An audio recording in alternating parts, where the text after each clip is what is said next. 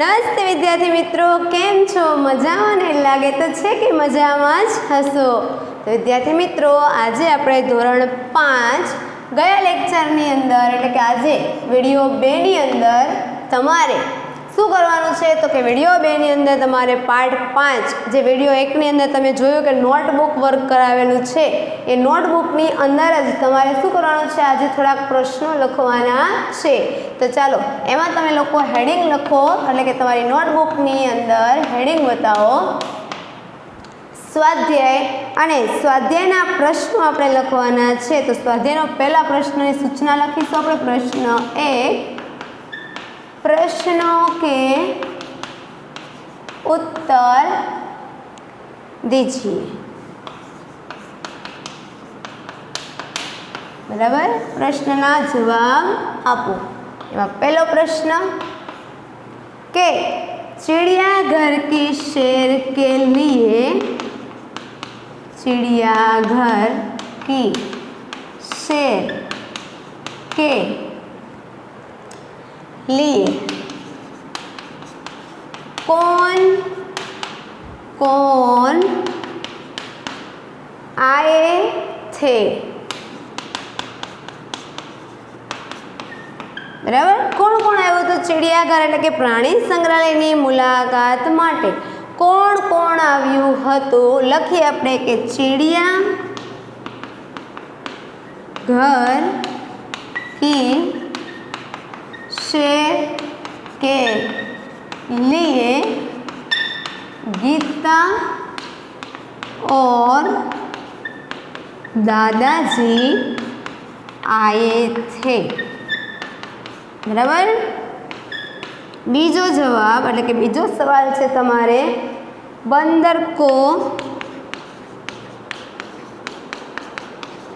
लोग क्या खिला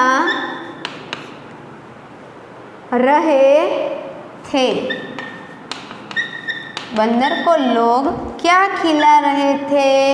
तो આપણે લખીશું बंदर को लोग मूंगफली और केले खिला रहे थे. बराबर. પછી ત્રીજો જવાબ, लंगूर का मुंह कैसा होता है? लंगूर का मुंह कैसा होता है? લખીએ આપણે જવાબ, लंगूर का मुंह काला होता है. बराबर. पछीनो जवाब, तालाब में क्या था? तालाब में क्या था? तालाबમાં એટલે કે તળાવમાં શું હતું? તો લખીએ તાલાબ में रंग-बिरंगी मछलियाँ और बतख थी. बराबर. પછી તો पछीनो सवाल है, गीता ने किससे पत्थर बताया? गीता ने किसे पत्थर बताया? किससे पत्थर बताया था? तो गीता ने कछुए को पत्थर बताया. बराबर. गीता ने कछुए को पत्थर बताया. पछी तो कछुए का रक्षक क्या है? कछुए का रक्षक क्या है? लखिए कछुए का रक्षक उसका आवरण એટલે કે खोल है। बराबर। कछुए का रक्षक क्या है? तो कछुए का रक्षक उसका आवरण है એટલે કે આવરણ એટલે કે खोल। પછી કીધું છે વિદેશી પક્ષી का नाम क्या है? विदेशी पक्षी का नाम क्या है? लखिए अपने विदेशी पक्षी का नाम काकातुआ है। पछीनो सवाल है सबसे बड़े पक्षी का नाम लिखिए। सबसे बड़े पक्षी का नाम लिखिए। बराबर। सबसे बड़े पक्षी का नाम लिखिए कीधुं छे आपने। चलो तो सबसे बड़े એટલે કે બધા કરતા મોટું પક્ષી કયું છે? તો લખો सबसे बड़े पक्षी का नाम शुतुरमुर्ग है। सबसे बड़े पक्षी का नाम क्या है? तो शुतुरमुर्ग। तो विद्यार्थी मित्रों आ थया आपણા 8 प्रश्नोना जवाब। आ प्रमाणे तमारे तमारी नोटबुकनी अंदर 8 प्रश्नोना जवाब लखवाना छे। तो हवे पछीनो आपणे आगळनो प्रश्न लखीशुं। प्रश्न नंबर आपीशुं एमने 2।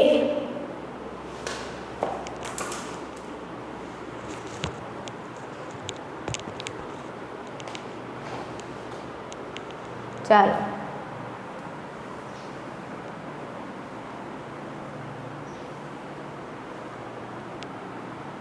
प्रश्न नंबर 2। आ तो तुम्हारा प्रश्न 1। प्रश्नों के उत्तर दीजिए।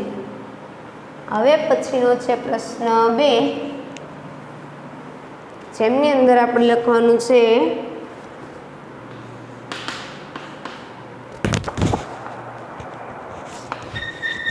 खाली जगह में उचित शब्द रखकर वाक्य पूरा कीजिए।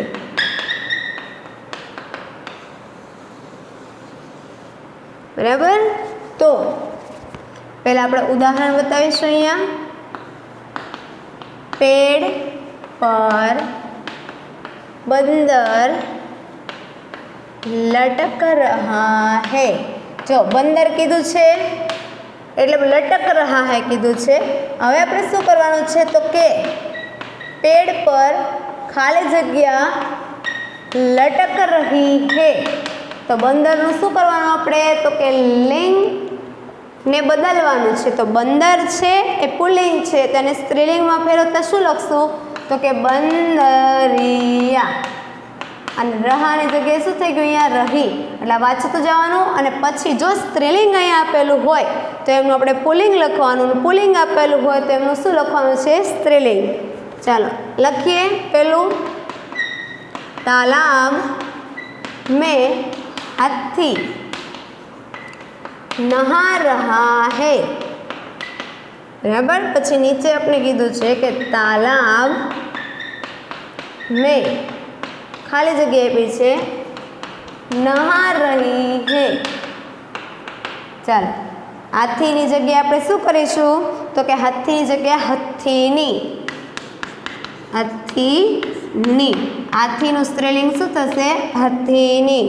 पछी कीधुं छे रेगिस्तान में ऊंट दौड़ रहा है। तो मैं लखेलू है अपने सामे के रेगिस्तान में खाली जगह दौड़ रही है। तो ऊँटनी जगह शू करीशू ऊँटनी। रेगिस्तान में ऊँटनी दौड़ रही है। बराबर। तो ऊँटनी जगह आपणे शू कर्युं तो के ऊँटनी। पछी त्रीजू जंगल में मोरनी नाच रही है। हवे एनी नीचे लखशो के जंगल में खाली जग्या नाच रहा है। तो अहींया शुं कीधुं जंगल में मोरनी। मोरनी स्त्रीलिंग छे। आपणे शुं लखवानुं छे मोरनीनुं पुल्लिंग तो के मोर। मोर नाच रहा है। पछी चौथुं लखो पिंजरे में शेर दहाड़ रहा है। नीचे वाक्य पूछे अपने એટલે કે બીજું વાક્ય છે એનું पिंजरे में खाली जग्या दहाड़ रही है। शेरनी जगह शू कर्युं आपणे शेरनी। पिंजरे में शेरनी दहाड़ रही है। तो विद्यार्थी मित्रों आ था आपणो प्रश्न 2 खाली जगह में उचित शब्द रख कर वाक्य पूरा कीजिए। बराबर। आटलू लखाया बाद हवे तमारे एक प्रश्न लखवानो छे प्रश्न 3 जेमनी अंदर तमारे सूचना मारवानी छे के प्रश्न 3 चित्र पहचान कर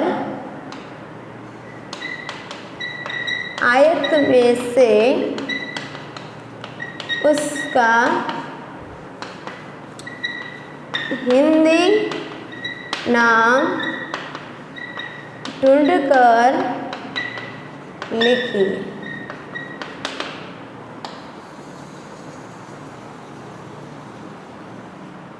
ચાલો શું કીધું છે આપણે ચિત્રને ઓળખવાના છે।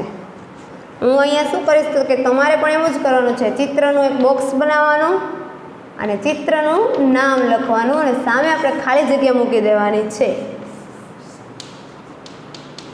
આ રીતના મારી જેમ તમારે પણ શું કરવાનું છે ચિત્રનું નામ લખવાનું છે।